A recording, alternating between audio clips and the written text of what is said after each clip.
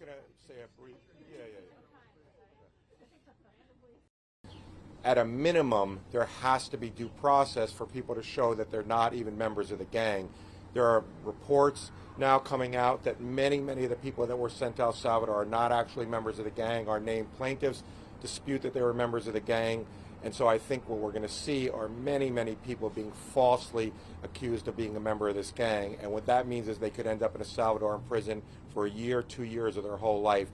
And I think for those of you who have seen the video of how the men were treated when they got off the plane and the human rights reports about Salvadoran prisons generally, they're going to be in real trouble. But what I tried to stress to the judge today is that that's not enough just to give them a chance to show that they're not a member of the gang. The Alien Enemies Act should not be used at all against the gang. It is very dangerous. Every nationality and ethnic group in the United States has some organized crime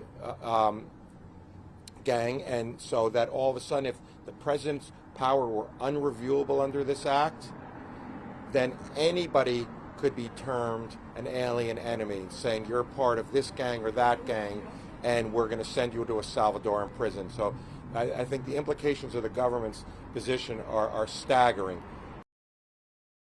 Have you been in touch with the people who were sent to El Salvador, and do you have any idea what sort of we have no way of connecting with the people in Salvador. We're connecting with families, but obviously they can't connect with people. I mean, not only are the conditions brutal, but they're incommunicado now.